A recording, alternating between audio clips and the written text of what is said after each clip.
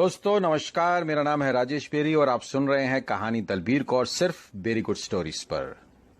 दोस्तों, अभी तक आपने सुना कि दलबीर कौर के लाड प्यार की वजह से सरबजीत अपनी जिम्मेदारियों से मुंह मोड़ने लगा था। दिन भर दोस्तों के संग कुश्ती लड़ना, कबूतरबाजी करना, यही काम था दिन भर उसका। और आज जब उसकी छोटी बेटी पूनम बीमार थी तो वो अपने दोस्तों के संग शराब पीने चला गया, जिसकी वजह से दलबीर उसे खूब डांटती है। और सरबजीत, जो उस वक्त नशे में था, ये कहकर निकल जाता है कि अगर मैं चला गया तो वापस नहीं आऊंगा। अब आगे सरबजीत अपने दोस्त के साथ रात को खेतों में चला जाता है। वो और मनिंदर दोनों ही नशे में हैं। चारों तरफ सन्नाटा पसरा हुआ है। साफ आसमान में चांद और तारे चमक रहे हैं, जिसकी वजह से काफी रोशनी है। खेत में ट्यूबवेल के पास एक खाट पड़ी है, जिस पर मनिंदर दरी बिछा देता है और सरबजीत से सोने के लिए कहता है, क्योंकि उसे बहुत चढ़ गई है। पर सरबजीत को जैसे उसकी बहन दलबीर की डांट बुरी लग गई है। वो नशे में एक ही बात कहे जा रहा है, मुझे मेरी बहन ने डांटा मनिंदर, मुझे घर से निकल जाने के लिए कहा, मैं नहीं जाऊंगा वापस, देख लियो नहीं जाऊंगा। वो नशे में मनिंदर के हाथ से निकले जा रहा है। मनिंदर उसे समझाने की कोशिश कर रहा है, अच्छा बाबा मत जाइयो, चल अब सो जा। पर सरबजीत है कि काबू में नहीं आ रहा। मैं शराब पीता हूं, हाँ पीता हूं, पीऊंगा और पीऊंगा। बोतल कहाँ है? इतना कहकर वो वहां भूसे में बोतल ढूंढने लगता है। मनिंदर उसे लाख समझाने की कोशिश कर रहा है, देख सरबजीते, तुझे काफी चढ़ गई है, बस आज के लिए बहुत हो गई, चल सो जा। पर सरबजीत मानने को तैयार कहां था। मनिंदर, जो तू मेरा सच्चा यार है तो मुझे बोतल देगा अभी, इसी वक्त, नहीं तो आज से तेरी मेरी यारी खत्म। आंख में आंख डालकर मनिंदर को वो कह देता है। मनिंदर पर भी शराब का असर अब अपना रंग दिखाने लगा था। ठीक है, यारी दाव पे लगा दी तूने सरबजीते, यारी दाव पे लगा दी है। इतना कहते हुए वो भूसे के पीछे से एक देसी शराब की बोतल निकालकर सरबजीत को देता है। और फिर उसके बाद सरबजीत और मनिंदर ने कितनी पी, दोनों को ही नहीं पता। रात गहराती जा रही थी। मनिंदर खाट पे पड़ा सो गया था, पर सरबजीत को नींद नहीं आ रही थी। अब उसे इस बात का पछतावा होने लगा था कि उसने अपनी बहन का दिल दुखाया है। वो नशे में अपने दिल की भड़ास निकाल रहा था। मनिंदर, पता है ये जो जनानी है ना दलबीर कौर, मेरी बहन नहीं है, मेरी माँ है। माँ देवी है, वो देवी माँ है वो। मेरी माँ ने मुझे इतना प्यार नहीं दिया जितना उसने मुझे दिया है। कहते कहते शराब के घूंट भरता रहा और रोई भी जा रहा था। बहुत दुख देता हूं मैं अपनी देवी को। बस मनिंदर, छोड़ रब दी, आज से शराब बंद। और गुस्से में शराब की बोतल दूर ट्यूबवेल की तरफ फेंक देता है, जो ट्यूबवेल के साथ जाकर टकराती और टूट जाती है। वो वहीं जमीन पर लेट जाता है, बस एक ही बात बड़बड़ा रहा है, वो मेरी बहन नहीं, मेरी माँ है, माँ। उसे कब नींद आ गई उसे पता ही नहीं चला। अब चारों तरफ सन्नाटा है। रह रहकर झिंगुर और कहीं से मेंढकों के टर्राने की आवाजें आ रही हैं।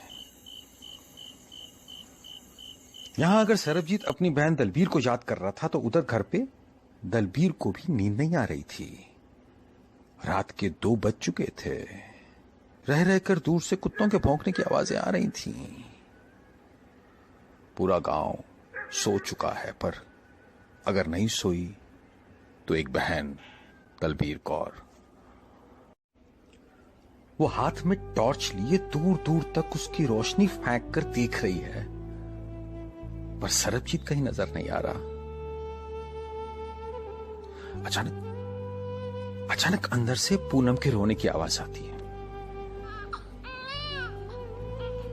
वो पलटकर देखती है, खिड़की के पास सुखप्रीत मुंह में आधा घूंघट दबाकर देख रही है। दलबीर उसकी आंखों में उभरे सवाल पढ़ लेती है और धीरे से जवाब देती है। सुख, पूनम रो रही है, तू जाके उसका ख्याल रख, जा, सो जा, वो आ जाएगा। इतना सुनकर सुखप्रीत सर झुकाकर अंदर चली जाती है। दलबीर के हाथ में अभी भी टॉर्च है। वो सरबजीत को तलाशने की कोशिश कर रही है, पर सरबजीत का कहीं पता नहीं। अब दलबीर घबराने लगती है। वो देखती है कि पूरा गांव खाली है, कोई नहीं आया। वो बेचैन होने लगती है और खुद ही धीरे से दरवाजा खोलकर नंगे पांव ही बाहर की ओर चल पड़ती है। वो हाथ में टॉर्च लिए उन खेतों की तरफ बढ़ रही है जिस तरफ सरबजीत और मनिंदर गए थे। रात गहराती जा रही है और दलबीर टॉर्च से खेतों की फसलों के बीच में धीरे धीरे सरबजीत को पुकारती हुई जा रही है। सरबजीत, सरबजीते, सरबजीत, सरबजीत। पर कहीं से आवाज नहीं आ रही। अचानक एक साया दलबीर का पीछा कर रहा है। दलबीर सरबजीत को ढूंढने में इतनी खो गई है कि उसे पता ही नहीं चला कि उसके पीछे कोई साया आ गया है। अचानक दलबीर के कंधे पर एक हाथ आता है। दलबीर घबरा कर मुड़ती है और किसी को देखकर डर जाती है। उसके मुंह से इतना ही निकलता है, सरबजीत, कि दूसरा हाथ उसके मुंह पर आता है। दलबीर फटी आंखों से उस इंसान को देख रही है और उधर ट्यूबवेल के पास सरबजीत अभी भी मनिंदर के साथ नशे में सो रहा है। वो अचानक उठता है, मानो उसने अपनी बहन की पुकार सुनी हो। वो मनिंदर को उठाता है। मनिंदर, ओ मनिंदर, और लगता बहन बुला रही है। पर मनिंदर खर्राटे लेता हुआ गहरी नींद में है। सरबजीत उसे जोर से हिलाता है। मनिंदर, उठ, घर जाना है। वो लगता बहन अभी सोई नहीं है, इंतजार कर रही होगी यार। मनिंदर नींद में कहता है, तू जा यार, तू जा, तूने जाना है तो, मैंने मार नहीं खानी उससे। और वो फिर सो जाता है। सरबजीत का मन विचलित होने लगता है। वो खड़ा होता है, अभी भी नशे में है। वो दूर एक लाइट जलती हुई देखता है। उस लाइट को देख के कहता है, लगता पैन अभी तक सोई नहीं। वो बुड़बुड़ाता हुआ आगे बढ़ता है। पैन, मैं आ रहा हूं। उसने इतनी पी रखी है कि उसके पांव खड्डे में पड़ते हैं और वो मुंह के बल गिर जाता है। और उधर दलबीर के घर में दलबीर चुपचाप खड़ी है। उसके सामने उसके पिता सुलक्षण और बलदेव खड़े हैं। तो गुस्से में है। हाँ, बलदेव ही दलबीर को खेतों से पकड़ कर लाया था।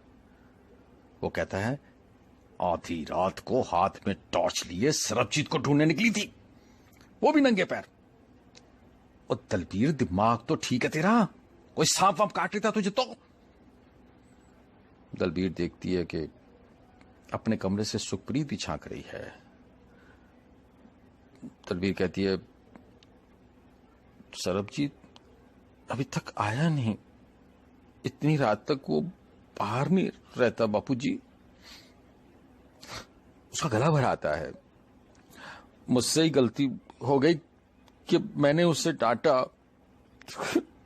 मैं ना डांटती तो।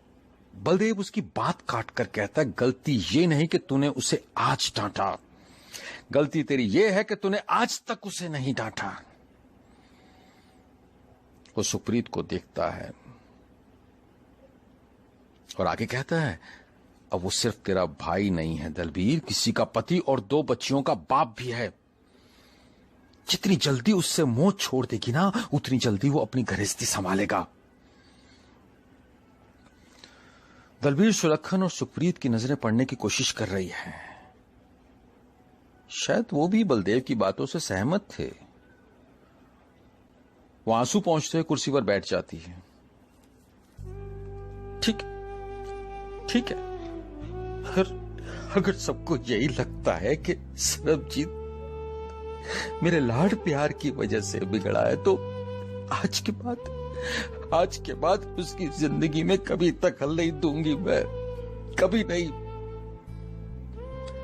वो वहां लगी गुरु नानक जी की तस्वीर को देखती है, खड़ी होकर उसके पास जाती है। सच्चे बादशाह दी सौ, आज के बाद सरबजीत को मेरे बिना जीना सीखना होगा, मेरे बिना जीना सीखना होगा। ये बात वो गुरु नानक जी की तस्वीर को देख के मानो सच्चे दिल से दुआ कर रही हो कि सरबजीत की भलाई के लिए उसे सरबजीत से दूर होना होगा। और उधर सरबजीत नशे में खेतों से होता हुआ उस रोशनी की ओर बढ़ रहा है जिसे वो अपने घर की रोशनी समझ रहा था। वो अब जल्द से जल्द अपनी बहन के पास पहुंच जाना चाहता है। बस आंख में आंसू लिए वो एक ही बात कहे जा रहा है, बहन मैं आ रहा, बहन मैं आ रहा हूं बहन। वो अब उस रोशनी की ओर तेजी से भागने लगता है। उसकी सांसें पड़ने लगती हैं।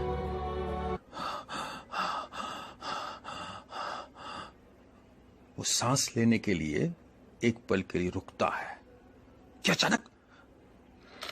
अचानक फायरिंग शुरू हो जाती है।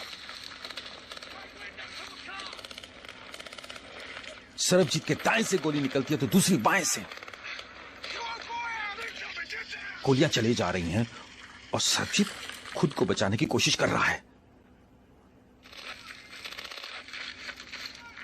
अचानक एक हाथ आता है और सरबजीत को अपनी ओर खींच लेता है। सरबजीत देखता है एक सांवला सा आदमी, दाढ़ी बड़ी हुई, काले रंग का कुर्ता पजामा पहना हुआ है, उम्र लगभग 32 के आसपास की रही होगी। ये जरनैल है। उसने सरबजीत के मुंह पर हाथ रखा हुआ है। सरबजीत ये नजारा देखकर एकदम हक्का बक्का रह गया है। उसकी सारी उतर गई है। वो देखता सामने एक आदमी खेतों के बीच में से उन्हीं की ओर भागा हुआ आ रहा है और गोलियां चले जा रही हैं। जरनैल उस आदमी को जल्दी से उस तरफ आने का इशारा कर रहा है। सरबजीत को कुछ समझ नहीं आ रहा, पर जैसे ही वो दूसरा आदमी उनके पास पहुंचने वाला होता, कहीं से गोली आती है और उसकी खोपड़ी उड़ा देती है। वो वहीं ढेर हो जाता है। सरबजीत की चीख निकलने वाली है कि जरनैल उसके मुंह पर हाथ रख देता है। वो दोनों देखते हैं कि अंधेरे में कुछ आर्मी के लोग आए। उनके हाथों में मशीन गन्स हैं। उस आदमी की लाश को उठाते हैं और टॉर्च से इधर उधर देखने लगते हैं। दूर से आवाज आ रही है, ये अकेला नहीं होगा और इसके साथ कोई और भी होगा, उधर देखो उधर। सरबजीत सांस दबाए ये खौफनाक नजारा देखे जा रहा है। कुछ आर्मी के लोग टॉर्च लेकर इधर उधर फैल जाते हैं। यहां नहीं है जनाब। एक भारी सी आवाज आती है, उस तरह देख, यहीं कहीं छुपे होंगे सुअर साले। सरबजीत पाता है कि एक फौजी उनकी तरफ बढ़ रहा है कि जरनैल सरबजीत को दीवार के पीछे दबोच लेता है। सरबजीत की सांस घुट रही है, पर जरनैल की पकड़ मजबूत है। वो सरबजीत को तब तक दबोच के रखता है जब तक आजान की आवाज नहीं आने लगती।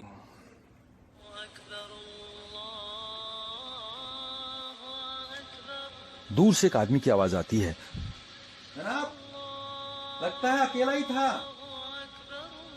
और फिर सभी उस लाश को उठाकर उनसे दूर चले जाते हैं। जरनैल कान लगाकर सुनता है। जरनैल एकदम सरबजीत की तरफ मुड़ता है, जो लंबी लंबी सांसें ले रहा है। जरनैल सरबजीत से सवाल पूछ लेता है, कौन सी एजेंसी का है तू? नाम क्या तेरा? सरबजीत जर्नैल के सवालों को सुनकर घबरा जाता है। एजेंसी? क्या एजेंसी जी? मेरा नाम सरबजीत है, मैं विकीपिंड का रहने वाला हूं। ये यहां सब क्या हो रहा है? कौन है ये जो खून खराबा कर रहे हैं? जर्नैल हैरानी से सरबजीत को देखता है। या तो तू मासूम है या मासूम बन रहा है। सरबजीत कहता है, देखो पाजी, आपका जो भी नाम है, जर्नैल सिंह। सरबजीत की बात काटते हुए कहता है जर्नैल नाम है मेरा, जलंधर का रहने वाला हूं, और यहां पर मेरा नाम है जुनैद। सरबजीत को कुछ समझ नहीं आ रहा कि ये जर्नैल है कि जुनैद। उसने अभी अभी तो एक खून होते हुए देखा। वो घबरा जाता है। देखो जी, आप जो भी हो, जर्नैल भाई साहब, जुनैद भाई साहब, मुझे घर जाना है। मेरी बहन इंतजार कर रही है, मुझे घर जाना है। सरबजीत जैसे ही दरवाजे के पीछे से बाहर आता है, उसके होश उड़ जाते हैं। वहां दूर दूर तक जंगल है और पिछली तरफ एक मिलिट्री की चेक पोस्ट बनी हुई है। जर्नैल का हाथ उसे कंधे पर आता है। तू अपने घर नहीं जा सकता। सरबजीत हैरानी से कांपते होंठों से पूछ लेता, क्यों नहीं जा सकता मैं अपने घर? जर्नैल एक लंबा सांस लेकर कहता है, क्योंकि तू इस वक्त पाकिस्तान में है। सरबजीत को काटो तो खून नहीं। पाकिस्तान? जर्नैल अपने कपड़े झाड़ते हुए कहता है, तेरे वापस जाने का एक ही रास्ता है, और वो है मैं। क्योंकि अगर तूने अकेले जाने की कोशिश की तो ये पाकिस्तानी रेंजर्स भी तेरा वही हाल करेंगे जो मेरे साथी का किया। सरबजीत के होंठ फिर से कांपते हैं। तो ले चलो ना पाची मुझे वापस। जर्नैल मुस्कुराते हुए कहता है, अभी तो आया हूं, काम खत्म हो जाए फिर तुझे वापस ले जाऊंगा, तब तक तू मेरे साथ ही रहे। वो आगे चल पड़ता है, सरबजीत उसके पीछे पीछे। काम? क्या काम करने आए हैं आप? सरबजीत हैरानी से जर्नैल से पूछ लेता है। जर्नैल अपनी शॉल झाड़ते हुए कंधे पर डालता है। देश के लिए काम करता हूं मैं, अपने भारत के लिए। बस इसके आगे कुछ नहीं बता सकता। चुपचाप मेरे पीछे आ जा। और हां, तेरा नाम होगा से नजीर, ठीक है?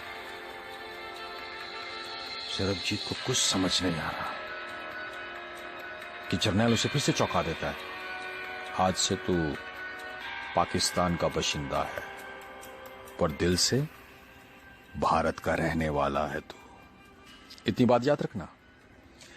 यह कहकर जर्नैल आगे निकल जाता है।